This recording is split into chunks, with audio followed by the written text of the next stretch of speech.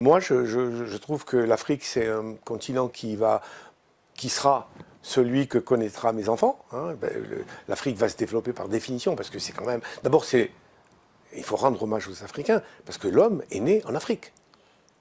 Ah non, non, non, mais ça c'est une certitude scientifique. Il y en a certains ici en France.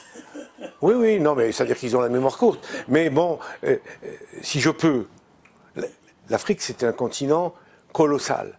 Et il y a à peu près 8 millions d'années, il y a eu un terrible séisme sur l'Afrique qui a frappé l'Afrique comme un coup de sabre, qui descendait de l'Afrique du Sud jusqu'au Nil et qui a fait ce qu'on appelle le Grand Rift. Aujourd'hui, ça existe encore. Il y a cette sorte de cuve invraisemblable sur des milliers et des milliers de kilomètres.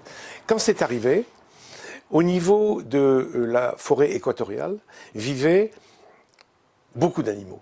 Hein, et dont une qui nous intéresse particulièrement, qui est une espèce de singe qui était les ancêtres du chimpanzé et de l'homme.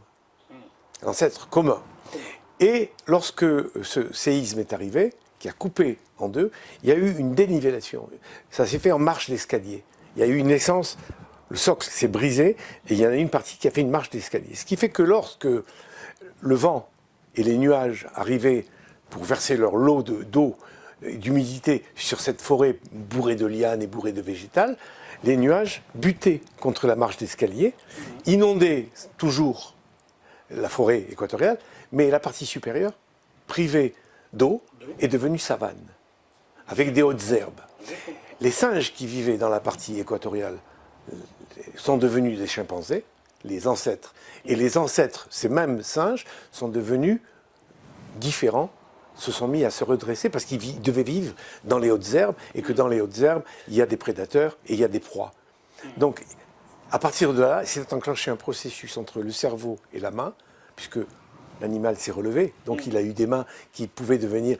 Et il y a eu tout un travail qui s'est fait d'auto-relation entre le cerveau et la main qui a donné la route, il y a 7 millions d'années, et il y a eu des hommes différents, les uns derrière les autres, les pithécanthropes, les homo erectus, les homo faber, etc., jusqu'au dernier, l'avant-dernier, qui était l'homme du Néandertal, et l'homme du Néandertal, et le dernier né, nous, depuis 200 000 ans, nous étions à cette époque en Afrique.